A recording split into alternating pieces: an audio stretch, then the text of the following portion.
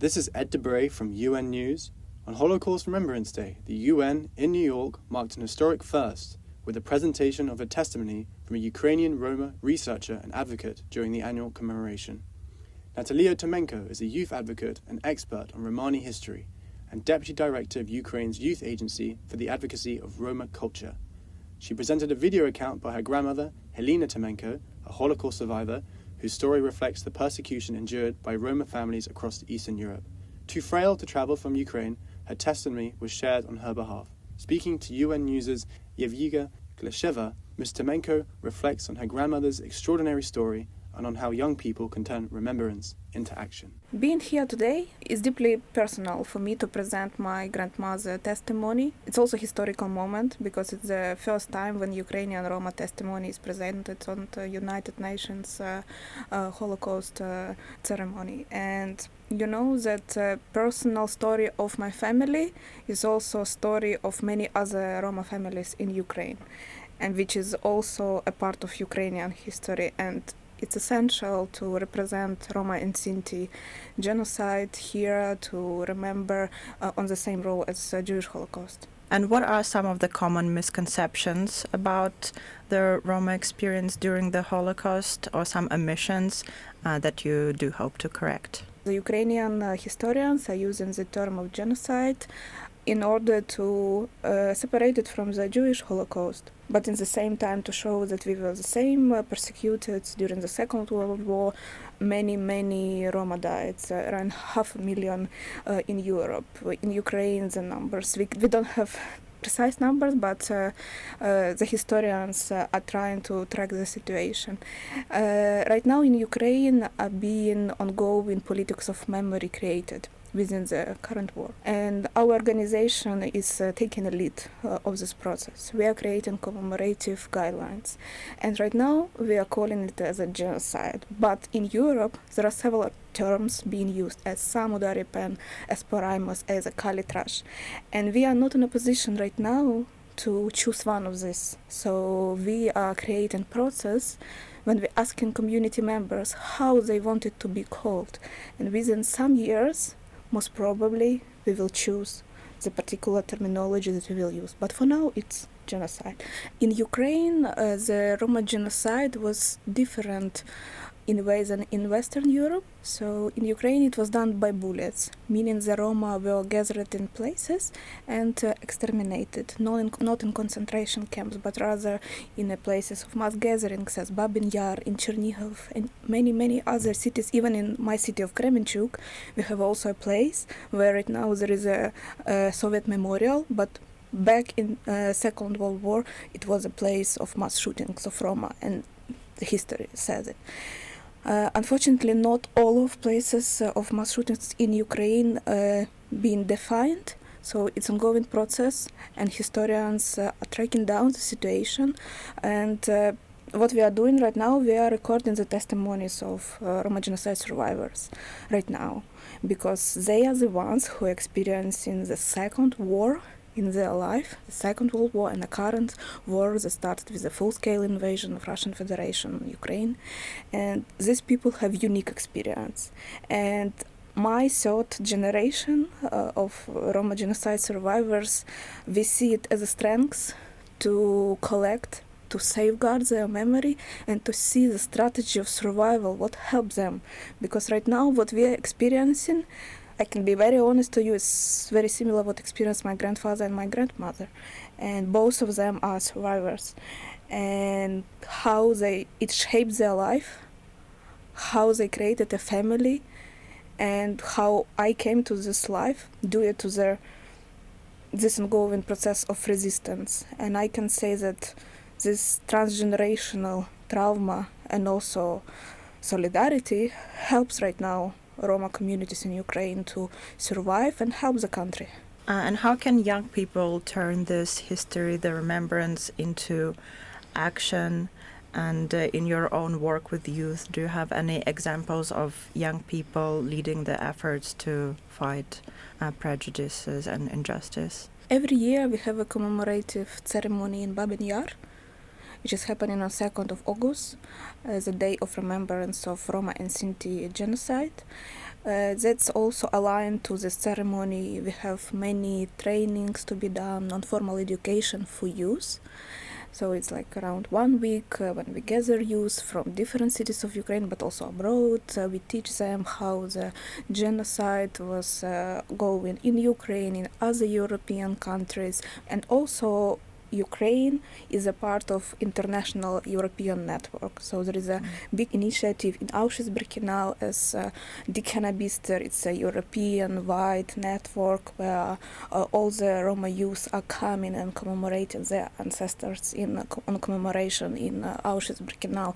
So there are many ongoing activities. If we recall from the past years, there was a specific activity for the 16th of May, Day of Roma Resistance, and how we activists were working on it, that right now this day is already being international one. And Ukraine right now, by collecting these testimonies, we are aiming to create an open archive. For the beginning, it's going to be online archive, but in future, so it's a background to create an institution as a Roma museum, as a museum of Holocaust, where Roma genocide will be a significant part of it, not as a separate segment, but as a central part. And what message would you and your grandmother most want to share with the world leaders who are maybe here at the United Nations? What should they hear? Very difficult to say, because my grandmother taught me it's about, and grandfather as well, which is a big, two big figures in my life. They always taught us to be human, to help others, no matter whether it's Roma or non-Roma, love, conquer everything. And it's honestly very scary to see what's happening nowadays in the world. Being also a psychologist, I see many people around me who are traumatized, and thinking about recovery after the war, after everything what's happening, I see that many efforts should be done by society in order to change the minds, in order to recover people.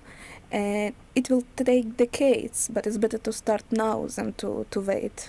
And maybe you can tell us briefly about your grandmother, how she influenced your life. What stories do you think most affected you that also, you can share with the world? The story of my grandmother tells that they had to flee the city of Tsarichanka in early 40s because of Nazi persecution. So the family escaped like a few days before the mass shootings to Dnipro, bigger city, and it helps them to survive. My grandmother was born already in Dnipro in 45, so in the end of the war. But she embodied the war in her body by being born during this time, and illnesses, of course. It's transgenerational, and it's inevitable, unfortunately. And talking about my grandfather, he is from another region of Poltava in Kremenchuk city, and our city of Kremenchuk was because I was living all my life there, was taken several times by Nazis and back, 3 times. And the last time when Nazis were already escaping, they were burning out everything. And family of my grandfather, they were having horses and wagon. That's how they also earned money for life. They were escaping through a Kremenchuk bridge, very famous one, because it's a central part of Ukraine. It's a lot of trades were made, and this bridge were connecting 2 sides of the city. So my family by wagon and horses were crossing the bridge. In the same time, the Nazis were burning everything, and they saw the Roma family. It was visible because there were many of them. They were dark in skin. They were talking Romanesque language, and they wanted to kill. The SS wanted to kill my family. And then Nazi officer, as my grandfather told me as an oral history of my family, said the Nazi officer in black leather long coat came took my grandfather on hands. He was around 2 years old at that time. He talked something about humanity. He showed a picture of his child, German child, back at home, and he gave my family around 5 minutes to escape through bridge. Once they left the bridge was bombed. So this story is shaped my identity as well. That's also the reason why I'm activist, why I'm talking today. And knowing how my grandparents lived through this experience, they had to be silent in order to survive. I understand that nowadays it's not the strategy that would really help Roma communities. That's why we are taking the risk, our generation, to stand up and being also included in political arena in this very uncertain and scary time. Yeah, a lot of, there are a lot of reports of growing hate speech and different forms of prejudices and even hate crimes around the world towards different communities. And is there something that gives you hope that, you personally or your community can change the world, but also that the world will also change and support your efforts? As our organization is working with government for many years, and within these 4 years of full-scale invasion, I can tell you that our efforts are being recognized, the dialogue with government is better, our recommendations are taken seriously, and what happens that right now there are many Roma soldiers in Ukrainian armed forces. My uncle is also there. So country cannot ignore this fact of Roma being included in society processes right now. That's why the recognition is coming now. Better now than never. Of course, it had to happen years ago. Talking about hate crimes, hate speech, it has been in Ukraine, as in many other European countries. We are not an exclusion. But in order to improve the situation, as in many other European countries, first of all, it must be acknowledged that anti-Gypsyism is present in Ukraine, yeah? And then to fight with it. If Ukraine wants to join European Union, that's must to do.